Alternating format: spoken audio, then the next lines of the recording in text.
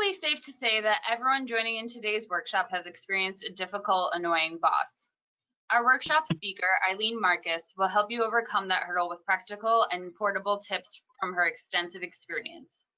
Ilene speaks, writes, and mentors on how to navigate annoying people and situations.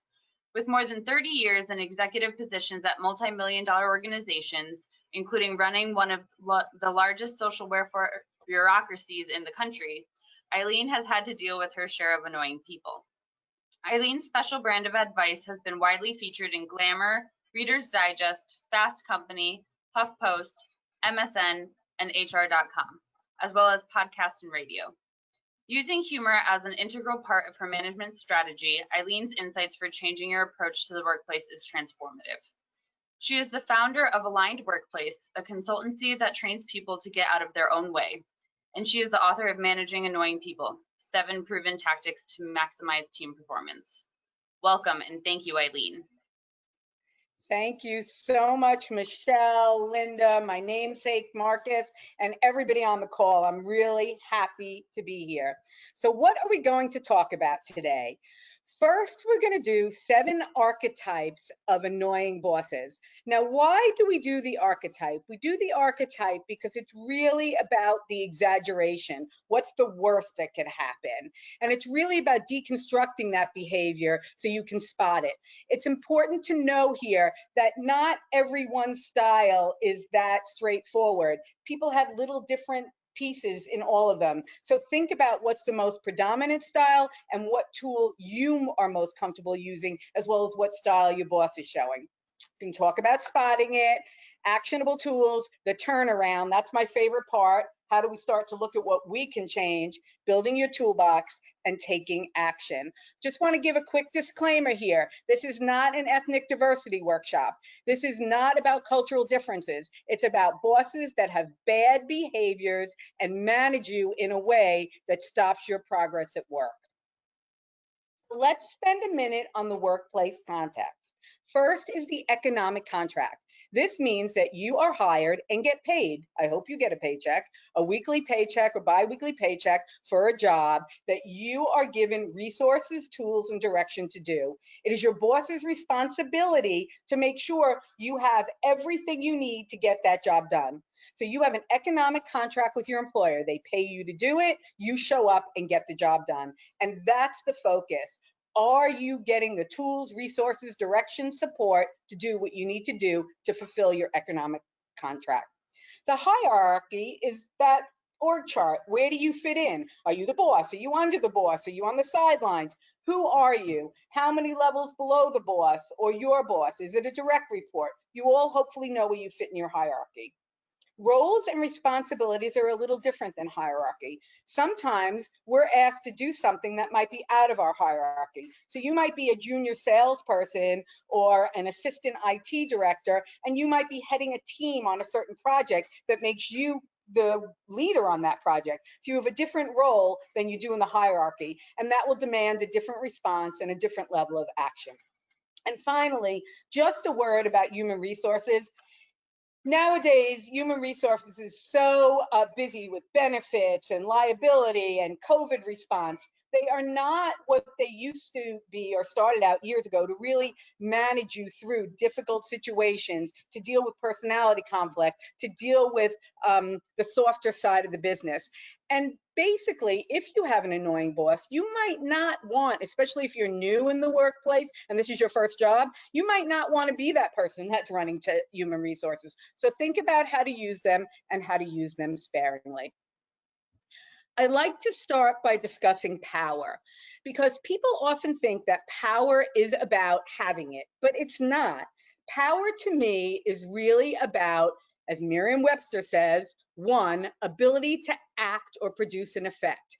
Think about the power of hitting a baseball, or when you plug in a power cord that something works, versus definition number 2, possession of control, authority, or influence.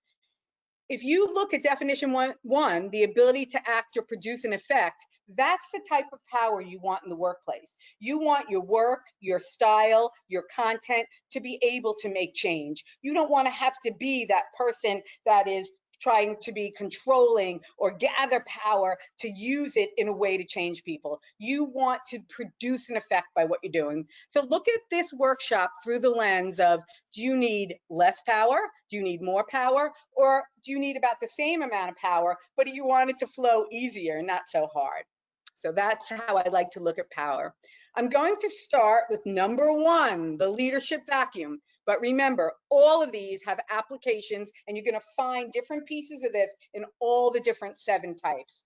So the leadership vacuum is the leader that predominantly can't or won't make decisions. Write in the chat if you want more, less, or same power, and we'll look at it later, and Kaylee will tell me. So the leadership vacuum can't, won't, or won't make decisions. You're always needing an answer. You ask about A, and you might get back B and C. You need something that you're not getting from them. They're never available, and you notice that they're always managing up. They know what's happening, above them, but they can never tell you how to do what you need to do, right? What we talked about, the economic contract. What exactly is your direct command? And this type of leader usually has a catchphrase that says, you have no idea how much I do around here. But the joke of that is you're not really sure what they're doing around there because they're not there. As you can see by the empty chair, they're usually not available. So what do you do to fix a leadership vacuum? And how do you know it exists? In a leadership vacuum, there are many meetings and very few outcomes. There's a lack of clarity on function and role. There's no timely decisions, and there's definitely sporadic attendance. So what do? First, you use documentation tied to metrics.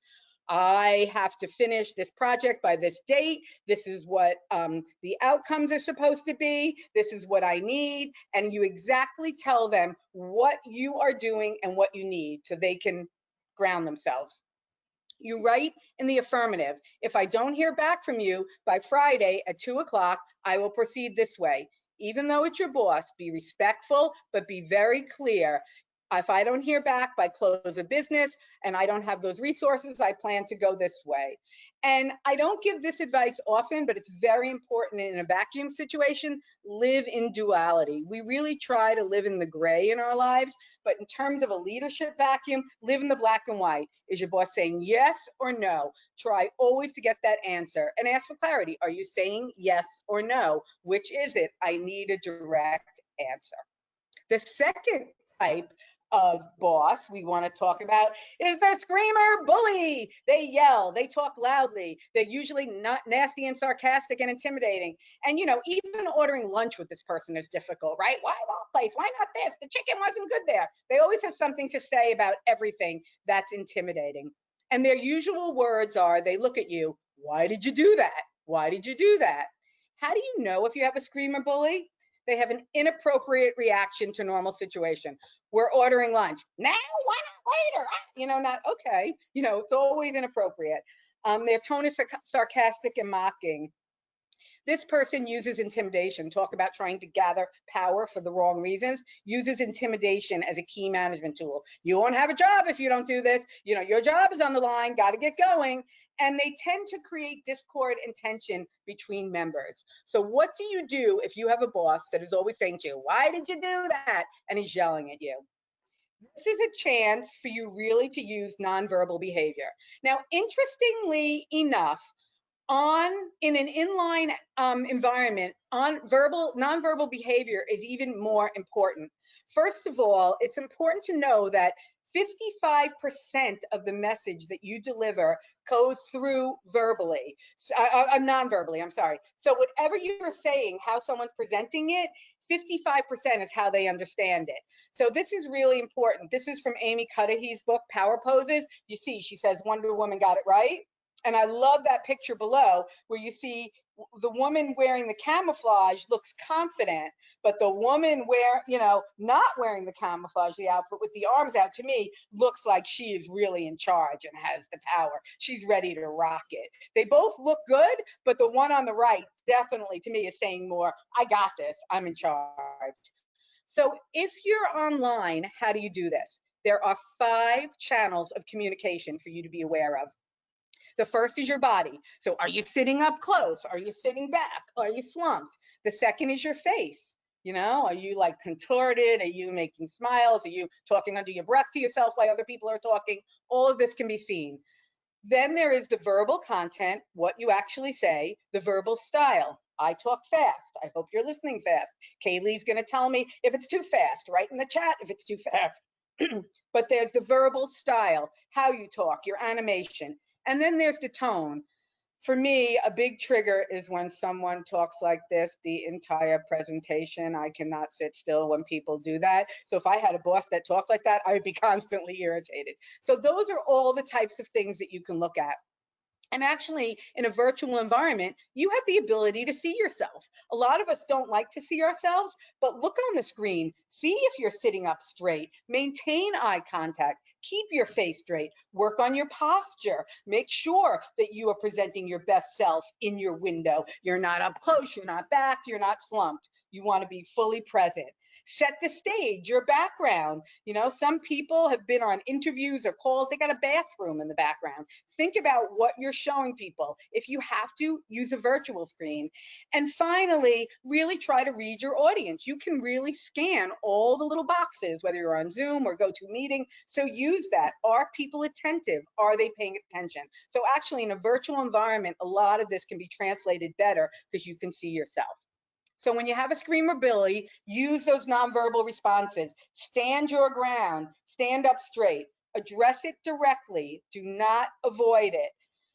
You should also know when you're about to react. I said if I had a boss that talked like this, I'd be crazy. Know that I'm meeting with so-and-so today. They're going to drive me crazy. So we're going to talk later about self-care, what you do to not react to that situation. But knowing how you react is half the battle. And also, let's think about the video replay. If someone were to replay the video, I'm not saying take a picture of your boss because that might be a little illegal, or the interaction, but what I am saying is think about how you're going to look on the video replay. Do you look crazy? Do you look sane? You want to show up as grounded and calm and cool every time. When the screamer bully is acting crazy, you want to be the one that looks normal.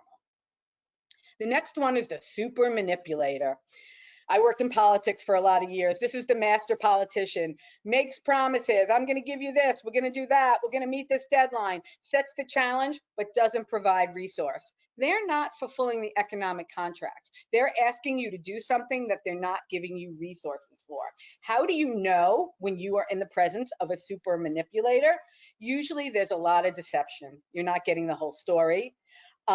They usually masquerade caring when they're in your presence, but when you're not there, they don't even think about you. And you can tell because you're not being communicated with. And very often they hide information and data. And this is the type of person that says to you, I really need you. Can I count on you? And you feel so needed in that moment. And you say yes, even though you don't have everything you need. And then they disappear. So what do you do if you have a super manipulator boss or a piece of a super manipulator boss? You document the actions and resources promised. This is a classic CYA, cover your ass strategy. In our meeting on 7/26, you said I would get 10 new laptops and 3 new programmers to finish this situation. You write it down exactly what they said. You document it so that you have a track record. Not sure if it'll help you or not, but it definitely will let you know what you think you were getting and help you to plan the work. With this type of person, you have to raise the stakes. It's a little bit of your own manipulation. What does failure look like? That's great that you promised that we're getting 5 new clients on. What happens if we don't? How are we going to look to the boss? What's the strategy behind that? You have to raise the stakes so they think about what they're saying. And that brings us to, let me jump to reflective listening. Reflective listening, number 4, is where you reflect. It's a social work term that never fails. It's where you say back to them in their own words what they said to you. Oh, you just promised that we're going to bring on 10 new clients by the end of the week. And they say, did I just say that? You say, I'm just repeating your words back. When it comes out of your mouth, it feels different. So reflective listening is great. And when possible, number 3, never meet alone. CC is a throwback to the old typewriter days. I always love giving that tidbit, carbon copy, but try to meet with others, preferably who are on your side when you meet with a super manipulator, so you can all be sure about what was said and what was promised. The fourth type of architect is the power blamer. They never take responsibility even though they're in charge. They're the Teflon Donna. Think about a Teflon pan. Nothing sticks. You know, it doesn't matter what you put in that thing, it comes right out. No one ever remembers that they screwed something up or there was a problem or they were at the middle of a controversy. It's never their fault. They could be standing there, for lack of a better expression, holding the smoking gun, and it's never their fault. They did nothing. So how do you know if you are in the presence of a power blamer? Even in the face of documentation, they signed the requisition that ordered the wrong pieces. It's not their fault. They insinuate themselves with yes people. No one wants to be blamed, so everyone else around them always says yes. They are brilliant at refocusing attention onto others and non-priority issues. You're talking about losing a client or not having the content for a presentation at the end of the week, and they're talking about a broken, copy machine that no one's used in the corner office for 5 years. They're brilliant at that. And basically, they use very obscure facts and instances to their advantage. And their battle cry is, because I'm the boss, that's why. When you are in the situation with someone saying, because I'm the boss, that's why, you're in trouble. I've managed 10,000 people, and I have used that term less than 5 times over 30 years. That goes back to how you look at the power and how you get people to act. But when someone says, because I'm the boss, that's why, you are going to be blamed for something. So what do you do when you have a power blamer situation? You really need to go to self-care. How do you calm yourself? Do you meditate? Do you breathe? Do you write? Do you take a walk around the block? In those situations, some people do tapping. What is it that gets you back on your page to show up? My favorite trick is smile, yawn, do something. If you're sitting, stand. Even in a virtual world, right? If you change your posture, they can see it. So think about how you change, the dynamic just by some of your nonverbal clues and behaviors. This is the tricky part. Figure out how to put the ball back in their court. This is where you need to figure out what their triggers are and to be able to say to them, well, if you don't do this or if this doesn't happen and you're the boss, you need a way, even if you're a newbie in the workplace, to put it back in their court and say, I don't understand or this doesn't make sense. And finally, a real trick here is to figure out the motivation and payoff. If you can understand why they are yelling at you or why they're being that obnoxious, you can probably solve the problem. So I had a very recent experience where I was coaching a very high-level person who was responsible for sales, and her boss was always yelling at her, why didn't this happen? Why didn't that happen? Why isn't this happening? And the woman was actually doing a very good job. So we started to deconstruct it, and I found that the boss had never really made a sale, even though it was her company and she knew it. She had never brought on a person, so she didn't understand it. So she was in fear and nervous, and that's why she was always blaming and yelling. So think about why the person might be acting that way, and that's a really good clue to get the ball back in their court. Next is the switch hitter. We all know that term from baseball, and I love sports analogies, but you never know which power type is showing up. You need someone tough to meet with your staff, you get someone friendly. You need someone friendly to come in and meet with a client, you get someone mean. And here's the problem. This type of person can switch in the middle of the game. You think you're having good boss show up and cranky boss shows up. You think you're having helpful boss show up and boss blaming boss shows up. You never know what you're getting. And how do you know when you have a switch hitter? They're inconsistent in handling all situations. They change their style and personality based on the audience, and they're very skilled at lying. And they usually change their mind constantly. And their usual saying, because they don't know what they want to do and they're always switching, is, let me check with anyone. They'll check with anyone else, not to have to, show up and make the choice. So that's the switch hitter. So what do you do with a switch hitter? You build your alliances publicly. Think about who gets frustrated in the meetings, who has the same outcomes you need, who might be on your side, and build an alliance.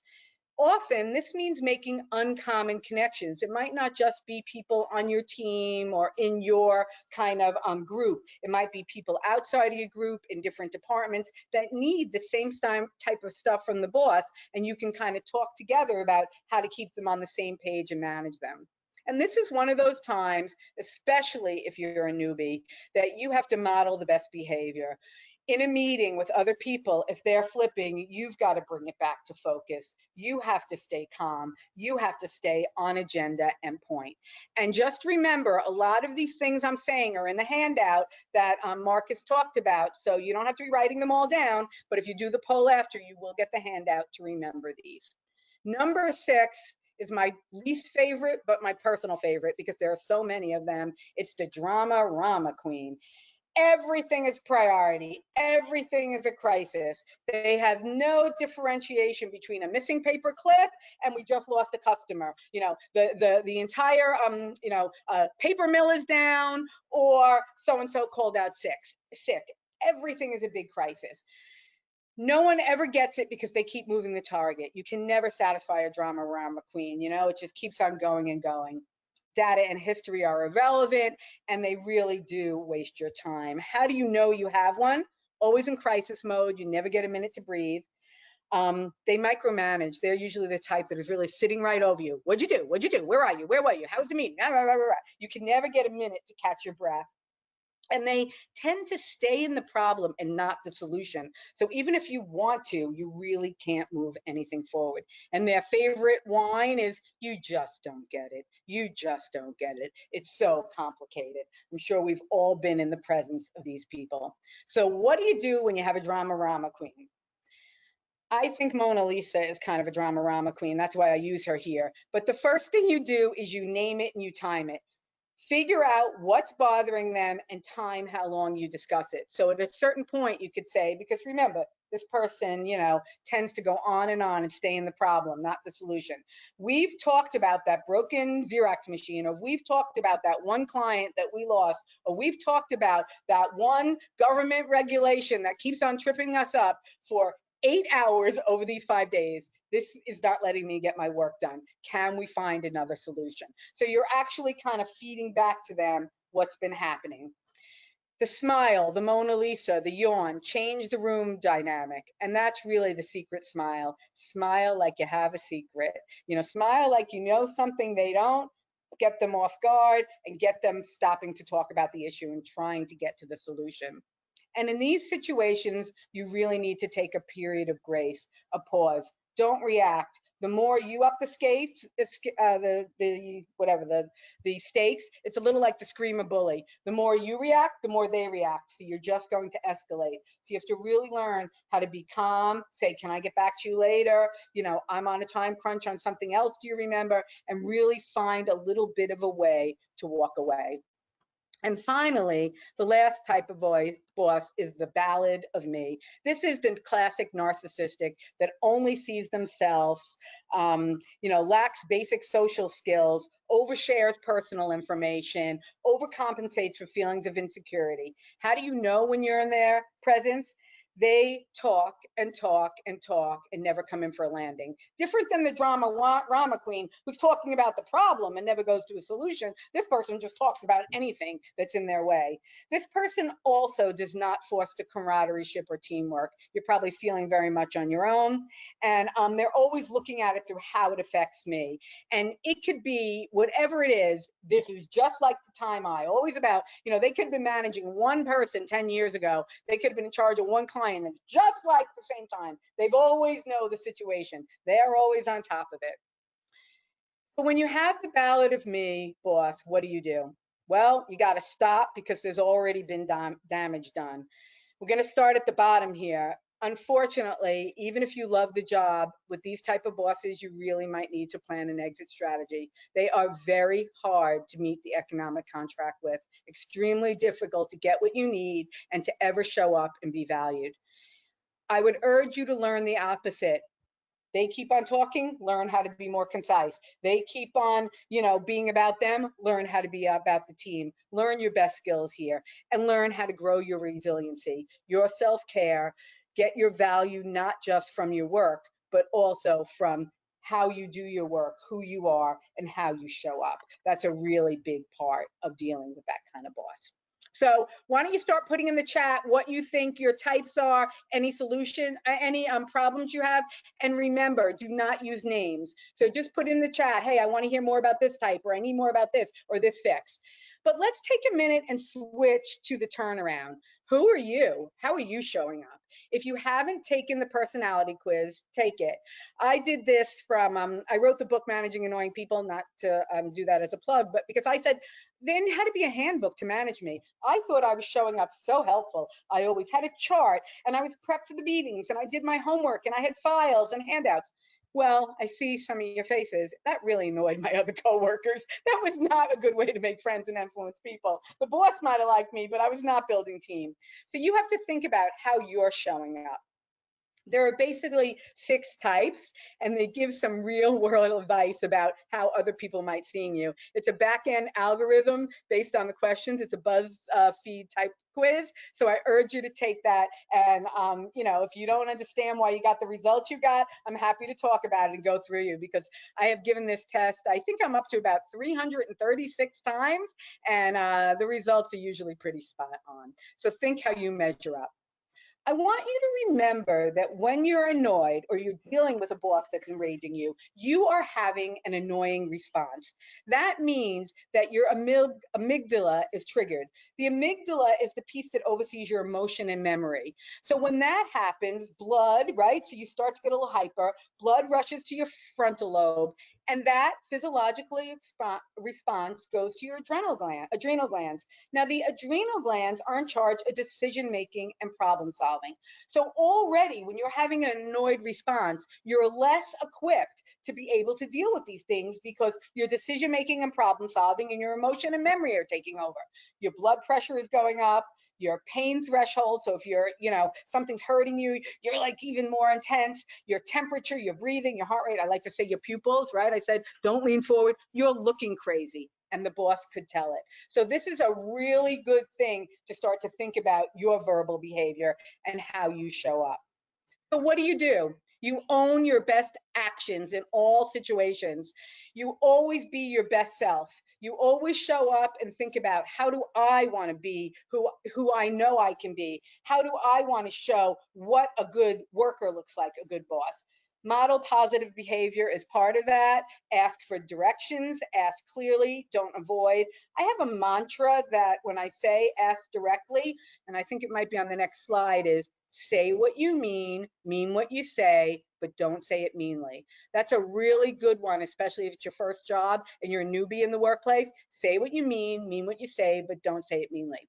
And remember that change happens over time. You can Google the butterfly effect, but by a little thing in the wings, the more it changes, the whole environment changes, the whole universe changes. So little actions do produce change. And remember what we talked about. Key to all of this is learning the other's motivation, right? Figuring out why they're acting that way. Not too in-depth like psychological response, but just a little bit like they don't know, or they're scared, or they're under pressure. And then you can figure out how to stop their payoff for them acting that way to you. And you can really think about, what are my motivations? Am I trying to be the smartest? Am I trying to outshine? Am I trying to always fix the problem? How am I showing up? And what do I do that might impact that dynamic?